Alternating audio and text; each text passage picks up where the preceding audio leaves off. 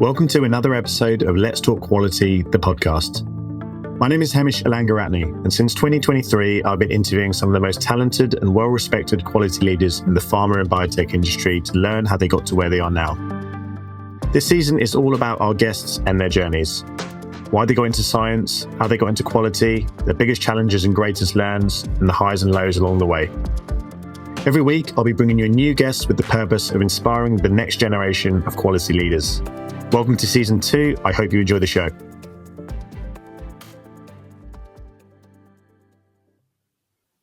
Hi all, welcome to another episode of Let's Talk Quality, the podcast. Today I'm joined by Rob Dallimore. Rob is the current head of quality at Wugen, a clinical stage biotech developing allogeneic CAR T cell therapies. I really wanted to speak with Rob because he's had an incredible journey in quality spanning over 25 years. He's worked across small molecules, biologics, and most recently cell therapy, across startups, large pharma, and everything in between. So he's constantly put himself out of his comfort zone, from going into different opportunities, from moving from the UK to the US. So he's had an inspiring journey and quite a unique career story. So I would encourage everyone to listen, take notes, and hopefully take some value from Rob's journey. I hope everyone enjoys the show. Hey, Rob, welcome to Let's Talk Quality. Thank you. Good, thanks. How are you? Yeah, I'm very good, thank you. For the listeners, where are you based at the moment? So I'm in Maryland, just east of Frederick in Maryland, about an hour north of DC. Obviously not from Maryland originally. Not originally, no. Still trying to work on my accent, but yeah, from the UK originally. Moved over in 2003, so 20 years or so I've been here. Up north, was it Liverpool you're from originally? I used to work just south of Liverpool, but it's North Wales is where Wales, yeah. Yeah, so pretty close. Yeah. Was it Wrexham? Was it Wrexham? Was that where was it? Wrexham is about Ipswich, aren't they? Yeah. Yeah, I know. So about 20 minutes from Wrexham, which people are probably more familiar with these days. Yeah, that's it. Well, no, thank you for joining us, Rob. Good to have you on. For the listeners, I've given you a bit of an intro, but if you could just give a real quick intro about who you are, and then we'll go from there. Sure. So currently I'm the head of quality at Wugen, a small company out of St. Louis, Missouri, developing CAR T technology in clinical development. Been in quality for 20-something years. I guess nearly 25 years now. A little bit of process development before that. And yeah, I've had an interesting journey, starting off in small molecules and then branching off into biologics. Yeah, so congrats on the job. Thank you. Been there for a relatively short time now. So, let's get into talk about that because it's been an interesting year for, well, I say interesting, a bit of a tough year for a lot of people that have been looking for work. Lots of high competition for roles out there. How was the job search? How did you find it? Yeah, it was interesting, difficult at times. I was let go at my previous job in February due to financial constraints and so on. Yeah. And so I was into a job search, and it takes time. It takes a lot of effort in terms of using your network, building contacts, just applying, not being discouraged when you don't hear back from different companies. Yeah. And remembering that there is only usually one job at the end of this interview process. And so I went through a number of interview processes, got to the final two maybe, but still didn't get a job. And so ultimately I got the job at Wugen, thankfully, and very happy to be at Wugen. It's a great company, but it really helped having a network of people, some of whom actually worked at Wugen. And so kind of introduces me and gives a level of comfort and assurance around who I am and what I'm able to do. Yeah. Difficult if you don't have that network or background.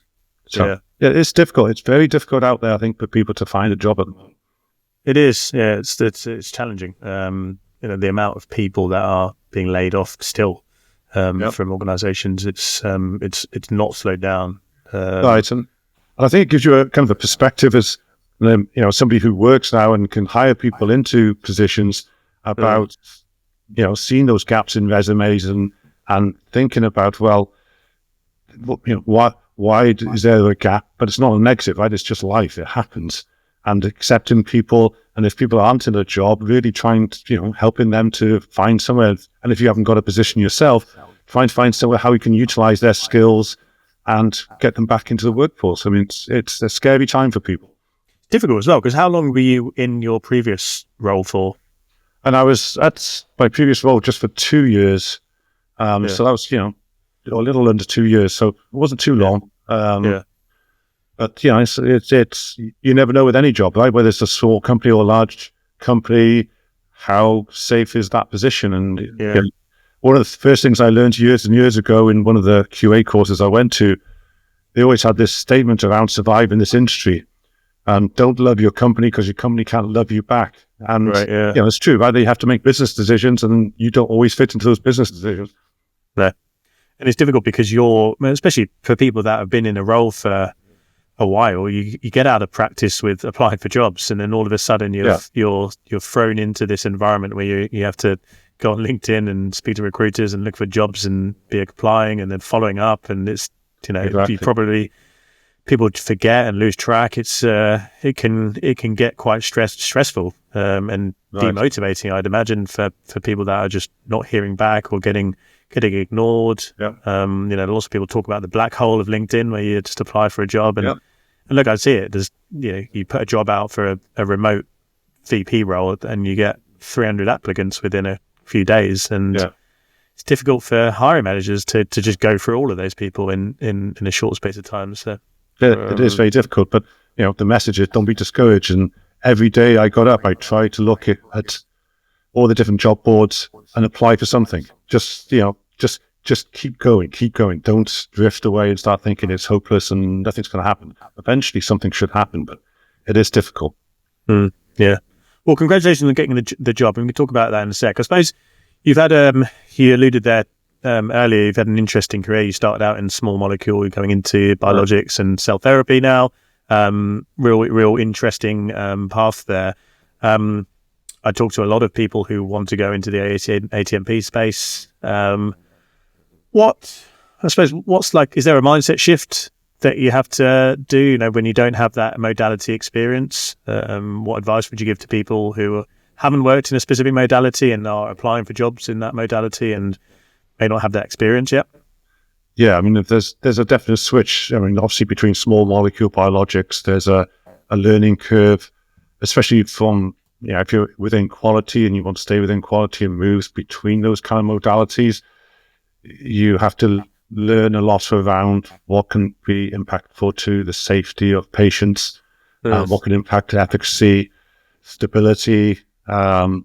It's very different, and it's and understanding that you can't fully characterize an antibody or so on. I mean, you can learn a lot around it, and you can get a lot of good information from the technical side, but it's also driven by how that manufacturing process versus small molecule. So you can characterize it fully, and there could be many different synthetic pathways to make something different with the biologics. And then, take that further, and you start taking cells, T cells, for example, out of a patient or a healthy donor, and then trying to engineer those and keep them stable and transduce them and then take them back to the patient is very different. And so there is a learning curve, but it's achievable, right? And you can do it. So you just need to keep open and learn.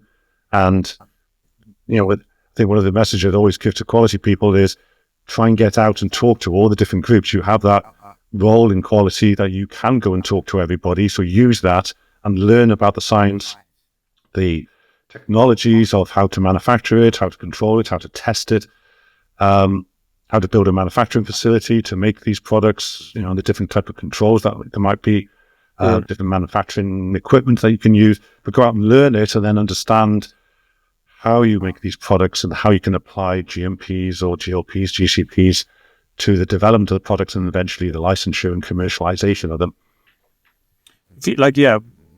If you were hiring people, and you had a group of people that were coming into your team at QA, associate officer, manager level that didn't have cell therapy experience, what would be the key things that you would start to teach them on first when they come into the role?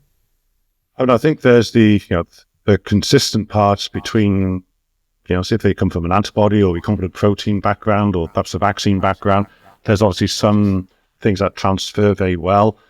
And there are key parts to any of these developments that you still have to do, right, to meet regulations and be compliant. So there's that bedrock, which is going to be consistent across these different platforms. But there are, specific things around how to create, vectors or how to engineer things in or out of a cell, how to transduce them, which, I'm still learning about. I've only been in cell therapy for, a few years now. And so there's still a lot for me to learn. But that's, in people I would be hiring, I'd want that kind of hunger for knowledge and learning and challenge themselves and not just be, always stay in your comfort zone. So those people who are actually looking to jump and move into cell therapy are probably the kind of mindset you want in your organization, because they're open to change, they're open to new experiences and new challenges. And that for a new field, well, it's not too new, but a fairly new field, that's the kind of mindset you need. Yeah, it's really, it's interesting that it becomes a very much a mindset shift or mindset piece that you look for in that individual. Do they have the attitude, the mindset to be able to operate in a slightly grayer area? Exactly. Yes, there's a lot of gray, right? And there's a lot of unknown, and going to licensure, there's still all the fundamental parts of validating your process, validating your assays, have the supply chain well mapped out, and so those fundamentals don't change. You still have to do those things, but there is all the details behind them around particles in your product, or behind donor selection or something like that. All those things are very specific, and then so you have to really start thinking about this unique situation. How are we going to manage this? How are we going to keep this under control? How will we identify if this is going to be patient impactful or not? And how do we respond to that? Yeah, that's great. And so let's go back a bit further then, right to the beginning, I suppose, Rob. How did you initially get into science? I mean, I've always been interested in science from a young age. I guess I was certainly not an artistic or creative person as such in terms of painting and things like that. Yeah. And so I was always on the science side. I used to, when I was a young kid in the UK, we had these the Royal Institution used to do these Christmas lectures that was on the BBC, and they still go now, I believe. And we used to sit, with us as a family and watch them through the whole lecture series through Christmas. And it was always about different science topics, whether it's space, whether it's biology, chemistry, physics, all sorts of science-based lectures, which were very, very interesting, very obviously tailored to general public understanding, but taking you through some of these weird and wonderful things that people are working on. And so that was very inspiring. And then obviously things like, Carl Sagan's Cosmos and other things too, which just piqued your interest. As I got into college and started to actually go through the different scientific disciplines, I realized however much math and physical chemistry and physics was interesting, it was hard to understand. So I tend to gravitate towards organic synthesis and biology and biochemistry. And that was, seeing how DNA works and how you can engineer or change DNA or influence it, and just the pathways within a cell, of every cell, the complexity and how beautiful it is, just really inspired me. So, that really got me into science, and, took me eventually into chemistry at college. And then obviously that led to my first jobs in organic synthesis, doing development of different processes and making different molecules and things like that. And when was your first job in quality?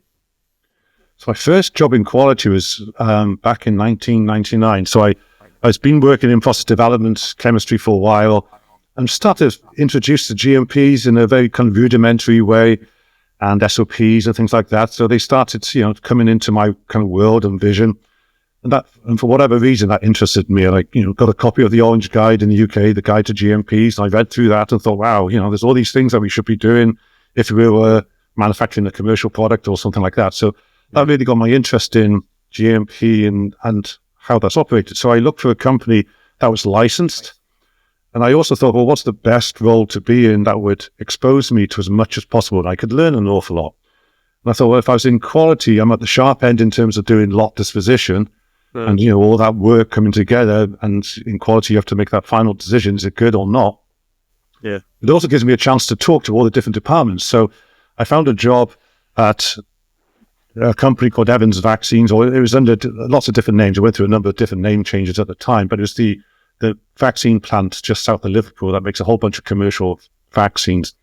I got a job there as a QA officer on the floor, so a very junior position, doing shift work actually.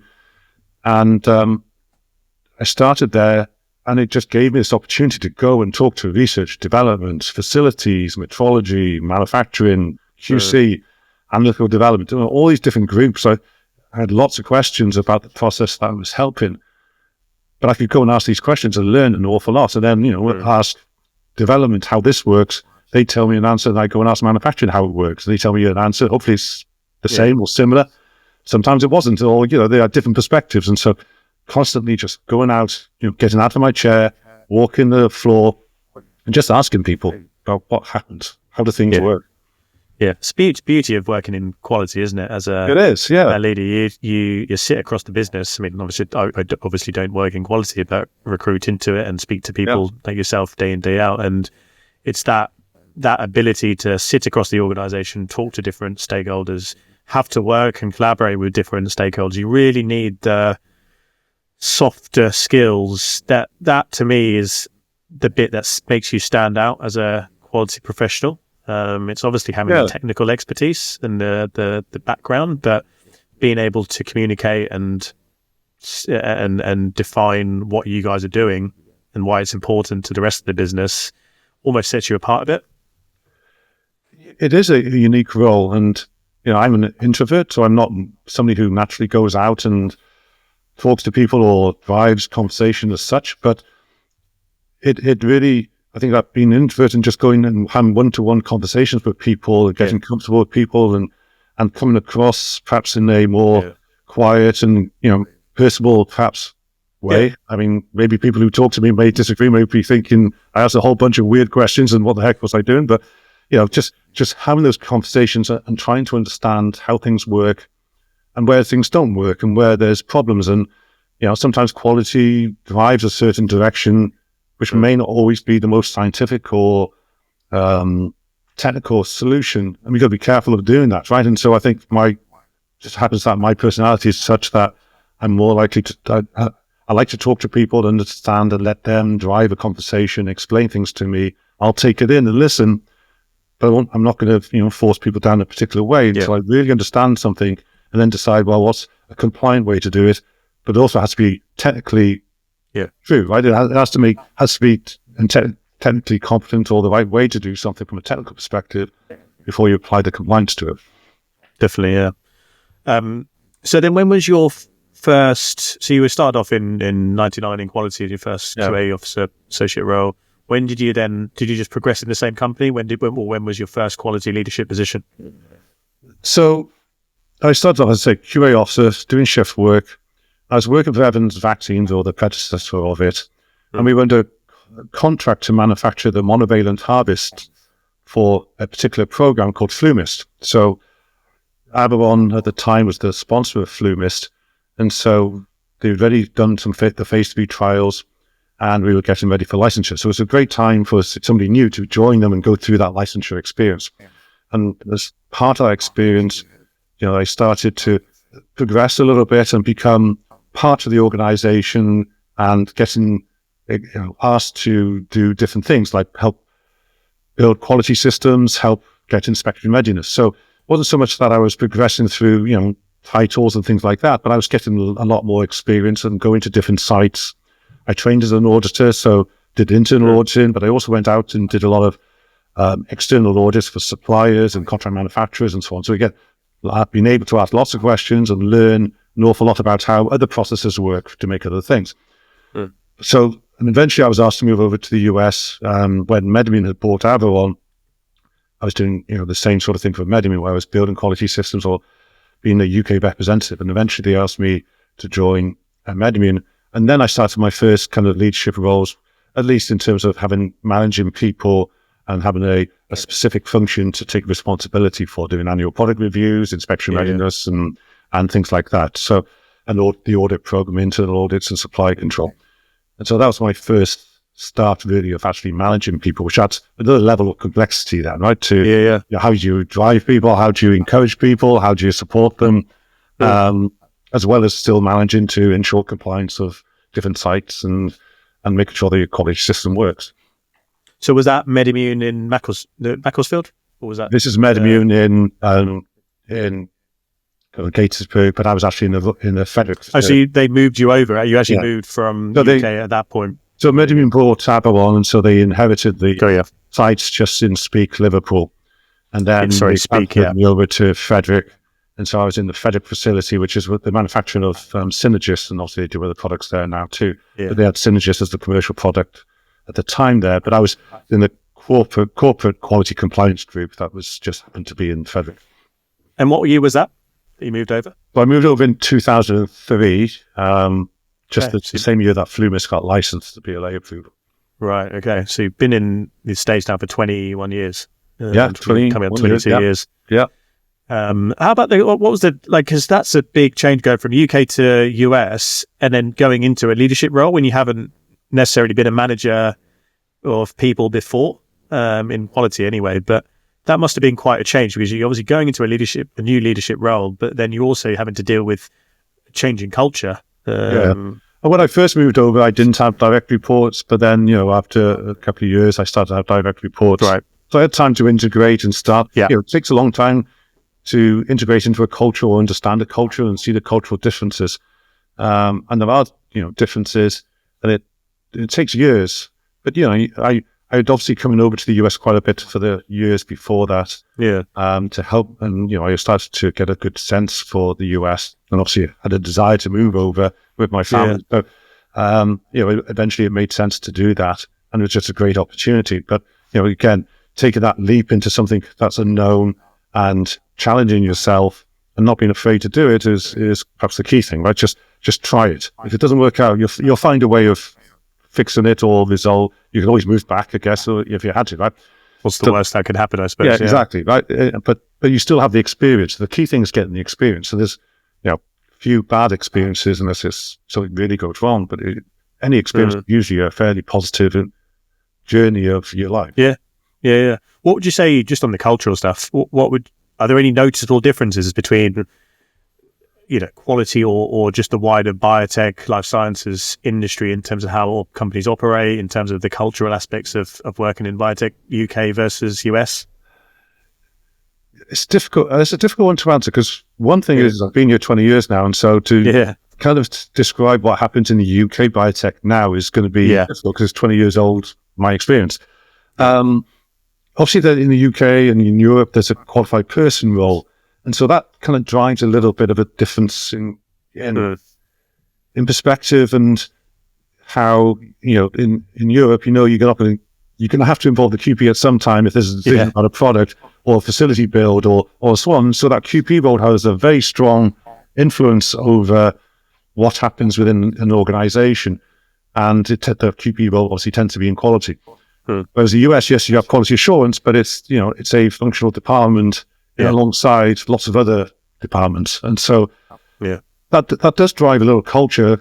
Difficult to describe though. It's very subtle, but there is differences. Yeah. I mean, it is difficult because obviously I've worked a lot of my career in the UK. I'm based in London, but now since setting up our X group, recruit just into the US market.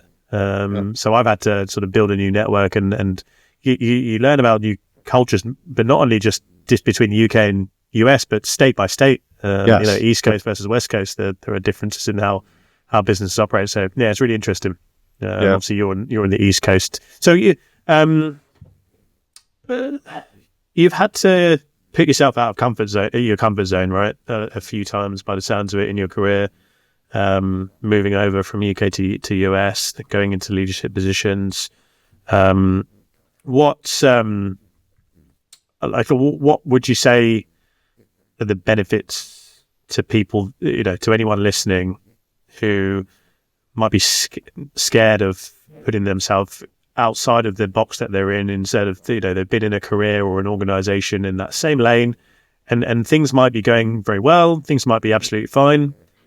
What would the benefits be for trying to push yourself and go into a different type of career or a different opportunity?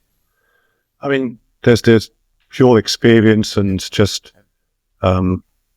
becoming comfortable with trying something new or, challenging yourself, which you should do through your career and lifespan, right? Yeah. Going from a small molecule to QA at a biologics manufacturing facility, I mean, that was a big change, but I learned a huge amount. When I was at MedImmune, I could have stayed there quite comfortably. AstraZeneca just bought them in 2007. And so you would think there's a certain amount of stability there. Why would I ever leave? I could stay there for, decades, presumably. But it got to a point at AstraZeneca or MedImmune where I thought, I think I know a lot. I think I've learned a huge amount. But can I apply it myself? If I was leading a group or in a small company where there's not, multiple different validation groups, multiple different metrology groups, multiple facilities and so on, could I find the answers myself, or could I help that company come up with the right answers for that organization, become still compliant, but still get products moving forward through development? And so in 2007, I left MedImmune and joined what was called IMI, a very small company in Gaithersburg. And they were developing a vaccine that was delivered through a skin patch that was a recombinant protein, so a large, biological molecule that was delivered through a skin patch, which, nobody else had done and was very novel. They had, at the time I joined them, they didn't have an awful lot of cash left. I mean, they were quite open about that. But they assured me that they would find cash and find ways to continue the program because, they'd done phase 1, they were into phase 2, getting some nice results. And so, they were gearing up to go to phase 3. And so I thought, let's join them. It was, in terms of level, I basically stayed the same level. So it wasn't as if I was jumping up like you sometimes do when you go to a small company. But from a career perspective, it was the right thing for me to do, to really challenge myself in a company that for about 100 people. Could I really explain what I think should happen from a quality perspective, how to build a quality system ready for commercialization of some sort of novel product? They had internal manufacturing, so they manufactured both the recombinant protein in-house, and they actually did the patch manufacturing in-house too. So it was a full little biotech, and they had all the clinical operations, they had preclinical and so on, had everything in this small little biotech, and there was very few people. And obviously you can't leverage lots of external people within the organization for help. You've got to work it out yourself. And so that for me was like a huge challenge, but benefit too. Because I had to work with a different set of people who had different backgrounds, different understandings of commercialization. Some people had the experience, other people hadn't got the experience, but they were good technical people. And so a change from whatever MedImmune's culture was, it was a change, right? It was a change of culture, change of personality, the technology, the people understanding it. And so I learned a huge amount doing that. IMI got bought, as they tried to find a way of funding themselves, they got bought by a company called Intercell out of Austria. And then that management people came over, obviously, and helped us build even further. And that was, again, working with another set of people who different experiences, but they had a lot of commercial experience, licensing experience from Chiron and Novartis. So that was a very good experience. Then working with those people, working with some ex-FDA consultants who were really driving us to compliance. And as a small team, just trying to work out, how to manage, even though we only had 1 or 2 programs, how to manage this huge volume of work you have to do and still get through on a timeline with the right level of compliance and hopefully get the right results and coming out of, the clinical trials. And then get ready for process validation and things like that. So it was just a huge learning experience, both from the development of product and then building your own team and leading the team and so on. So it was just invaluable experience. So anybody who's like concerned about moving or trying something new, I mean, you just don't be concerned about it, right?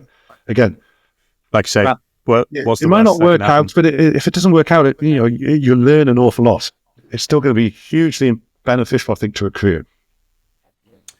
like you say, you're putting yourself into this where you're going to learn new things, which whether it works out or not, you're going to take something from that experience. So how long were you with that company for? So I was there for 4 years, and 3 years was really developing the programs from phase 1, phase 2 into phase 3, and there's another program into phase 2. And then we got facility qualified and ready for commercial manufacturing. If we got there, we'd done all the pre-work ready for PPQ runs, and we were just on the day before, or something like the day before, we were about to thaw our first vial for the PPQ runs. We got the phase 3 results back, and the phase 3 failed. So then there was a complete change, right? We had nothing else at that site, and so we really had to reduce staff immediately. And it's the typical biotech story, right? Everything's moving forward, then you get the results, and comes back down. I was lucky; I had about a year to find another job or do something with the site. And there's about 5 of us at that site tried to find some way or keeping the site alive, whether we joined another company, became a contract manufacturer or contract test lab, or become our own little biotech. None of those opportunities really worked out in the end. So eventually I had to find another job. But again, it didn't work out, but it was a huge learning experience. Such a hugely demoralizing feeling it must be to fail at any phase of development, whether it be phase 1 or not. But when you've got to phase 3, data's been good so far, not only for the people in your organization, but for the patient population. Right. Exactly. It's a huge blow. We built a nice team. We were all working, and we finally got this really good mindset together. We built a culture together. And then suddenly, that first day after the results came in, we had to let half those people go. And then the next quarter, the next group of people, the next quarter, the next group. And you're just seeing that team go off and hopefully find jobs, but it is tough. But again, you take something from that, don't you? You to learn on how to manage people and develop people, or I suppose acting with empathy, leading with empathy, doing and then showing resilience to find a new position and get on with things, like you say. So then, where did you go after that? So then Macrogenics. So then I left Intercell and joined Teva.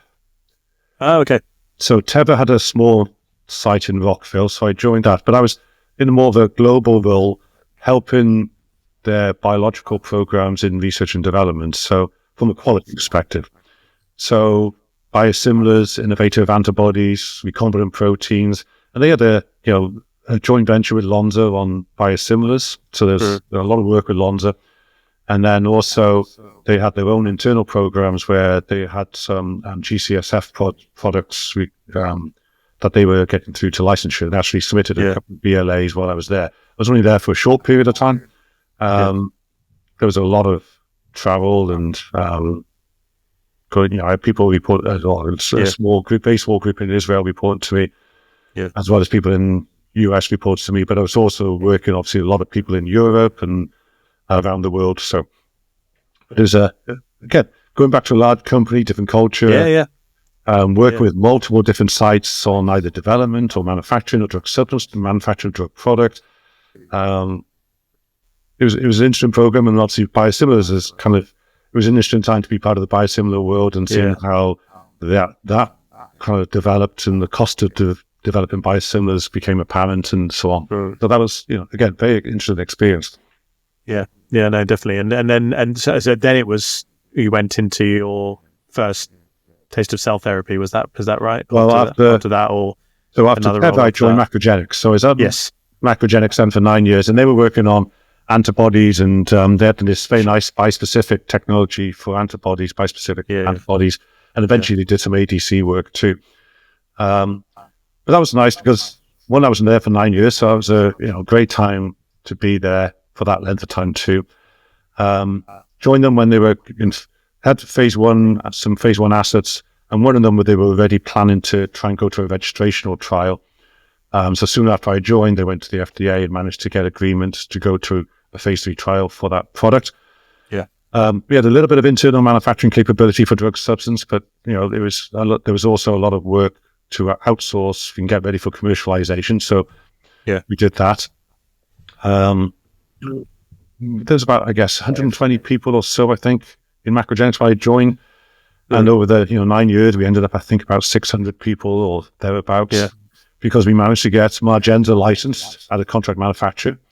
We developed a whole raft of different programs that we got into the clinical trials. I think I'm right in saying that at one point, macrogenics had more bispecific antibodies in clinical trial than any other company in the world.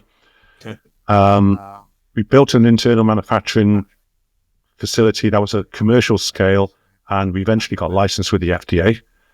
So that, again, for a small company, that was a great achievement to do and get approval with the FDA for a second product that was actually out-licensed to Incyte, but we got that antibody license from a drug substance manufacturing perspective internally. And then, we did a whole bunch of development work and trying to build a pipeline after Margenza was licensed. That was then into a commercial life cycle. Again, building a team from a smaller team, but taking that team through and trying to build that culture of getting ready for commercialization and late stage development, building lots of quality systems and implementing electronic solutions across the board, from manufacturing to, quality control, quality management systems. So all that kind of work, regulatory, all that's putting all that into it's a fairly small company. And as a team trying to make it work. And again, it's that team trying to get together and drive something together forward is what really gives you a kind of sense of achievement at the end. When with that team, you can take something through to licensure. Yeah. I mean, you've achieved so much throughout your career. You've done big pharma, you've done startups, you're now into the exciting space of cell therapy, well and truly in that, and hopefully progressing towards another commercialization. Let's touch wood, the things go in the right direction. But what now you look back at your career, firstly, what are you most proud of when you look back at the past 25 or so years in quality? I think being part of the Flumis team, getting that licensed, was such a huge learning experience for me, working with a bunch of people who had were way ahead of me in terms of experience and career, and were just so open to developing me and sharing their experiences, but also listening to anything that any ideas that I might come up with. They were open to it and encouraged me to take them forward. And so having that comfort of having people around you who know how to do this and know the risks versus the different ways of addressing those risks that will FDA or EMA or whoever will accept, was just a huge learning experience for me, and just developed me enormously. So I think that experience probably stands out and again, it's your first BLA too, and part of that being that first BLA is hard. Learning experience, and it's hard to, you never forget that kind of experience. It was fundamental, and even now you see that Flumis, I think it's just got approval for being self-administration, which is fantastic to see. That's right, to see that life cycle management is still being carried forward, and to think, I had a small part of that many years ago, but it's still great to see it. Right, you still like to see it there, and you hope it's continuous success. So 100%. Really stands out. The work that you did all those years ago is still impacting people's lives. Exactly. It's amazing. What are you most excited about looking ahead? I mean, certainly with Wugen, we have some nice data in phase 1, and we can get that into a registrational trial, get the same data. I think we have a chance of being, touch wood, the first company to license an allogeneic CAR T in the US, and so for a small company, I mean, what a great achievement that would be. I mean, that would be just a fantastic, and it's also in an indication where these oncology patients often are young or young adults, even children, and if they progress after first line treatment, they desperately need something. There is some standard of care at the moment, but it's not great, and so to be able to have a product that gives people hope, and extend their lifespan, and maybe go into remission. It would just be fantastic. And so, if that doesn't drive you to get up every day and do what you can to help move this forward, I'm not sure what would do. Right? I mean, that's just such a a great driver to why you work and why this is important and why you need to think about this and challenge yourself about how to do this in an efficient way, compliant way, and do what's right for the patient. Well, Rob, I wish you all the best with it. Thanks. Keep us posted, obviously, but congratulations on all what you've achieved so far and the new role. It's hugely exciting time for you. So yeah, looking forward to seeing all the great work that you guys do, and yeah, fingers crossed to get the first allogeneic licensed cell therapy product would be an incredible achievement. I'm going to ask some quick fire questions to round off the episode, but which I think has been great. First question: what are the 3 most important values that you live and die by? Lead by example. Always think about what the patient needs, especially in quality. And then listen to other people. Get people's perspectives. Awesome. Do you believe in leaving a legacy? Leaving a legacy? Not really sure about that. I mean, I'm really thinking and focus on what do I do now? What works now? What will help now? What will move things forward now? And obviously plan that pathway to licensure and products. I mean, if I can, I guess the one thing is being part of, say, Flumis was great and Margenza and other licensing programs, but maybe something like the product that Wugen is working on and the indication, having some big impactful event or licensure for a group of people who have no treatment options. I mean, if this works out and does that, I mean, that would be fantastic. Who has been the biggest inspiration to you in your life, either personally or professionally? I mean, obviously, professionally, there's been so many good people I've worked with in every job I've worked with, and there's all these different perspectives. So it's hard to say, well, there's one person or whoever did that. I mean, again, going back to the first days, it's Evans Vaccines or whatever it was called before that. There was a small group of us working in an office in quality assurance, and the manager there it was great to work with. He had a lot of experience. Hired me for that role, so he gave me that opportunity, and it just got me started in quality. But because we were in a small office and his desk was in the shared office with the other 3 of us, anybody who came in and asking questions and challenging, well, why do we have to do this? Why can't we do it this way? And he'd explain from a compliance perspective why. I mean, that was a great way to learn, right? You hear it firsthand and just get that experience. I mean, that's probably the biggest influence that really got me started in quality. Amazing.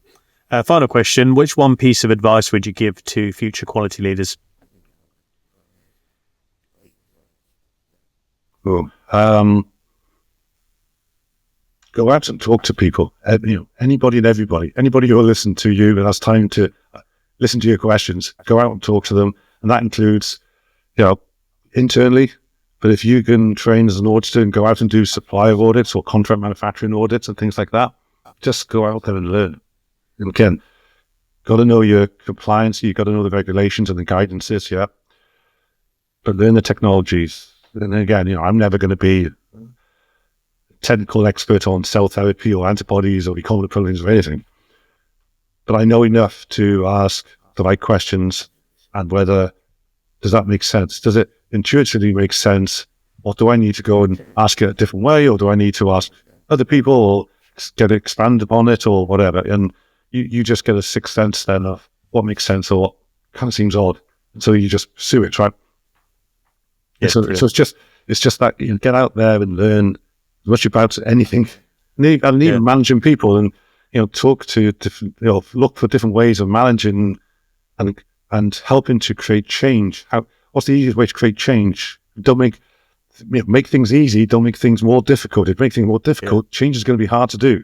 If you make things easier, people probably tend to follow that change. So, hopefully that answers that. No, it does, Rob. It's been a really good conversation. I've really enjoyed it. And thanks for sharing all of that. Great to hear your career from the early days to now and still doing some incredible things. So Thanks so much for coming on the show, Rob, and congratulations on all what you've achieved, and wishing you all the best for the future. Yeah, thanks very much for asking me. It's been fun to have this chat about my little journey versus other people's that you've done. So it's been great to be part of this. Thank you. No, my pleasure. Cheers, Rob. Okay, bye. Thank you for listening to today's show. I hope that you got value from it, whether you're starting your career in quality or if you're at the top of your field. Today's episode was brought to you by RX Group. I'm the founder of RX Group. We are a pharma and biotech recruitment organization focusing purely on quality assurance. We recruit consultants and senior level permanent quality professionals into the pharma and biotech industry. If we can support you, whether that be in a hiring capacity or if you yourself are looking for work, please get in touch with me on LinkedIn, visit our LinkedIn page where you can subscribe to the podcast, and visit our website, www.rx-group.io, to find out more about us. See you soon.